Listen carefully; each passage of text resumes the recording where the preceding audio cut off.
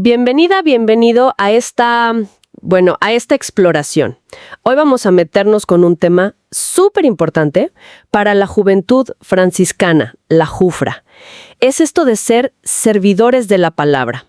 Tenemos unos extractos de un documento de formación de ellos, se llama Momento 3, Heraldos del Gran Rey. Y nos vamos a centrar justo en esa parte, la de servidores de la palabra.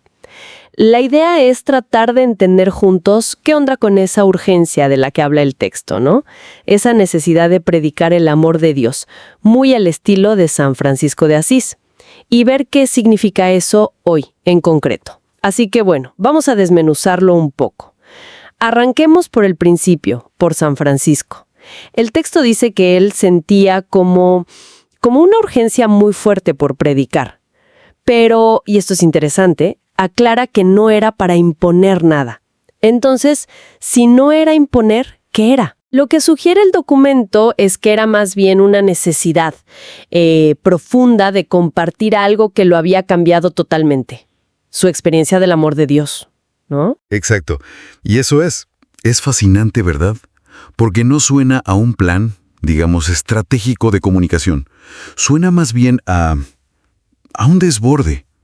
El texto da a entender que esa urgencia le nace de una vivencia personal tan reveladora, tan fuerte, que no se la podía quedar para él. O sea, entender ese amor de Dios lo dio vuelta por completo. Y sintió que eso lo tenía que conocer todo el mundo. Ese fervor personal, esa vivencia, parece ser el verdadero motor de su predicación, más allá de las dificultades que encontrara. Me gusta eso de desborde. No es un deber frío, ¿viste? Sino como la consecuencia natural de estar lleno de algo. El texto insinúa que esta forma de entender la predicación, como compartir y no imponer, era central para Francisco. Totalmente. El documento recalca mucho que su motivación era compartir la buena nueva, o sea, una noticia que él percibía como liberadora, como algo bueno de verdad. No era sumar gente por presión, sino ofrecer algo valioso. Es como, no sé, como encontrar un manantial en medio del desierto y sentir que tenés que avisarle a los demás que andan con sed, ¿no? Esa experiencia personal del amor de Dios se presenta como el corazón de todo su impulso misionero. Claro, y esa fuente, digamos, no se quedó allá en el siglo XIII. El texto dice que esa misma urgencia llama a los jóvenes franciscanos hoy. Pero claro, el mundo es otro. Se habla de un contexto de bastante sufrimiento, mucha inseguridad, miedo, desesperanza a veces. ¿Cómo hace el documento para conectar esa urgencia de Francisco con este presente tan complejo? Ahí está el punto clave, ¿no? El puente que tiende el material. Argumenta que justamente por cómo está el mundo hoy, con esas sombras que mencionas, la necesidad de compartir ese mensaje de amor y esperanza es todavía más urgente. No lo plantea como una opción más, sino casi como una respuesta necesaria a las angustias de nuestro tiempo. La idea de fondo es que el amor de Dios, tal como lo vivió Francisco, no es algo para guardarse en un grupito cerrado, sino que es para todos, ¿no? Para compartirlo sin distinciones. Entiendo. O sea, no es recordar algo viejo, sino reactivar esa misión ahora. ¿Y da alguna pista el texto sobre cómo imaginan esa reactivación? ¿Es copiar lo de antes o buscar formas nuevas? Más que dar recetas o métodos concretos, el énfasis está puesto en el espíritu que tiene que mover la acción. La idea central es que esa urgencia franciscana no es una reliquia, sino algo vivo, un dinamismo. Y eso se traduce en una actitud de salir, de ir al encuentro del otro, llevando un mensaje de esperanza, de amor, de paz. Sobre todo donde más falta hace. Es una misión que, según el texto, tiene que encarnarse en la realidad de hoy, ¿no? Hablando el lenguaje de hoy, enfrentando los desafíos de hoy, pero con ese mismo corazón, ese núcleo de amor vivido. Esa conexión entre vivirlo y actuar me lleva a otro punto que me pareció súper importante en el documento. Para Francisco, predicar no era solo dar clases de teología, no. Era, más que nada, manifestar el amor de Dios, que se viera, que se sintiera. El texto dice clarito, ese amor inmenso fue el motor de su misión. ¿Qué implica eso para alguien que quiere seguir ese camino hoy? Implica algo que es fundamental. Y el texto lo dice sin vueltas. la necesidad de encontrarse personalmente con ese amor. Hay una frase ahí que es muy fuerte.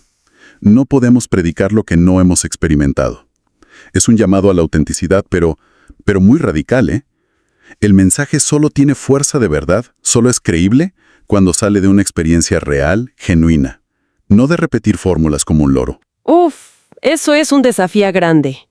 No alcanza con estar de acuerdo con la idea en la cabeza. Pide como una transformación por dentro antes. ¿El documento dice algo sobre cómo se cultiva esa experiencia? No entra en dar, digamos, un manual de oración o pasos espirituales detallados, pero sí que subraya que esa relación personal con Dios es la fuente de todo.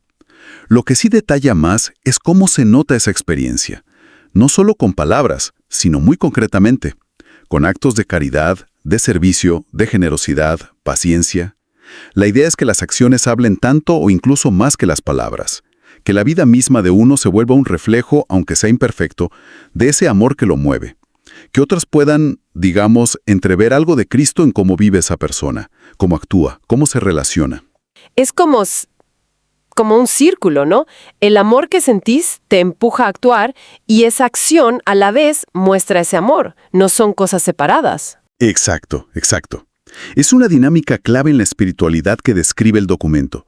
Impide que la fe se quede en pura teoría o en un sentimiento que va y viene. La ancla en la vida concreta, en el día a día. Ese motor del que habla el texto no es solo una imagen linda, es el corazón que bombea en la misión. Y el objetivo de todo esto, según leemos, era súper ambicioso en Francisco. Él estaba convencido de algo muy potente. Si la gente llegara a entender de verdad la profundidad del amor de Dios en Jesús, cambiarían de vida. Su prédica no era solo para informar, era una invitación directa a una transformación total, no un ajuste nomás, sino un cambio de raíz en el corazón y en la vida entera. Este es un punto que quizás distingue esta visión de otras formas de comunicar la fe. No busca primero que la gente acepte intelectualmente unas creencias, aunque eso pueda venir después. El objetivo final que plantea el texto es la conversión, entendida como un giro profundo de toda la persona hacia Dios y hacia los demás. Una metanoia, un cambio de chip y de vida. El texto dice que era una transformación que tocaba el corazón y transformaba toda la existencia. Esa palabra toda es fuerte, ¿eh? Sugiere que no hay área de la vida que quede afuera de esa invitación al cambio. ¿Y cómo se aterriza eso para los jóvenes hoy, según el documento? Para los jóvenes franciscanos hoy, lo que se desprende del texto es que esto significa sentirse un poco corresponsables, ¿no? De llevar este mensaje como una propuesta real, que da vida, no como algo que se impone, volvemos a eso, sino como una invitación a encontrarle un sentido más hondo a las cosas, a vivir con esperanza aun cuando todo parece oscuro, a elegir el amor en vez del cinismo, a trabajar por la paz, por la reconciliación en sus ambientes. Se insiste mucho en que la predicación no sean palabras vacías, sino una invitación concreta a vivir de otra manera, una manera más plena, más coherente. Otra vez la palabra concreta. Parece ser clave, ¿no? Como para que no sea una fe que flota en el aire. La invitación es a un cambio que se note, que se vea en cómo se vive, que se elige, cómo se trata a los demás, al mundo. Justamente. La concreción es lo que le da credibilidad, ¿no? Y pertinencia al mensaje. Si hablas de amor, pero no actúas con amor. Si hablas de paz, pero sembrás división. Si hablas de esperanza, pero vivís amargado. El mensaje pierde toda su fuerza. La coherencia entre lo que se dice y lo que se hace es fundamental en esta visión. Y eso nos lleva de cabeza al último pilar que destaca el texto, el testimonio. Dice que San Francisco muchas veces prefería predicar con su vida, con sus acciones. El documento lo dice con una frase, muy potente. El testimonio tiene una fuerza inigualable. Y agrega algo que te deja pensando. Las palabras pueden ser olvidadas, pero el testimonio de vida permanece. Pone la acción casi por encima del discurso. Es una afirmación, sí, radical y muy central en la tradición franciscana que recoge este texto. El principio, que citan ahí mismo, es que nuestra vida debe ser el primer y más grande sermón. O sea, predicar con el testimonio no es algo extra que se suma a las palabras, es, en cierto modo, la forma principal de predicar. Significa esforzarse por vivir coherentemente con los valores del Evangelio que uno dice creer. ¿Y cómo se ve ese sermón viviente? El texto da ejemplos: ser generosos, humildes, solidarios, justos, buscar la paz, amar incluso a los que piensan distinto o nos caen mal, reflejar el amor de Cristo en las decisiones chiquitas y grandes de todos los días. Correcto. Se subraya que la verdadera potencia de la predicación está en esa coherencia del día a día, en cómo tratas al vecino, en ser honesto en el trabajo o estudiando, en elegir consumir responsablemente, en defender la justicia, en servir a los que nadie mira. Son esas acciones concretas las que, según el documento, tienen el poder de interpelar, de tocar los corazones de una forma más profunda y duradera que muchos discursos muy bien armados. Al final lo consideran el medio más eficaz para anunciar la buena nueva. Suena súper exigente, ¿eh? Implica estar como vigilante con uno mismo, luchar por ser coherente todos los días. No es algo que se prende y se apaga para momentos de misión, sino un estilo de vida completo. ¿Dice algo el texto sobre esta dificultad? No la plantea explícitamente como una dificultad que no se pueda superar, pero la exigencia está ahí, implícita en lo radical de la propuesta. No se presenta como un camino fácil, sino como un ideal al que uno intenta caminar, con la ayuda de la gracia, con el apoyo de otros. La perfección no es el punto de partida, pero sí la intención sincera y el esfuerzo constante por alinear la vida con lo que uno cree. Y es en esa tensión, en esa búsqueda honesta de coherencia, donde está, según esta mirada, la mayor fuerza del testimonio. Entonces, resumiendo un poco lo que exploramos de este documento, la idea más fuerte que queda es esa urgencia por compartir el amor de Dios. Una urgencia que no viene del deber o de un plan, sino de una experiencia personal que te cambia la vida, como le pasó a Francisco. Sí, totalmente. Y esa llamada no es cosa del pasado, sino que se presenta como algo vivo y necesario para los jóvenes franciscanos hoy. Una misión que los invita a responder a las sombras del mundo actual, no tanto con palabras, sino con la luz de una vida coherente, con acciones concretas de amor, de servicio, de justicia, de paz. El testimonio primero. En efecto, el corazón del material anda por ahí, la convicción personal profunda. ¿Cómo hacer que el amor que experimentaste sea el motor real de tu vida y de tu compartir con otros? Y la importancia fundamental de ser testigos auténticos. Y la verdad es que, más allá del contexto específico de la Jufra, esto hace pensar en algo universal, ¿no? La coherencia.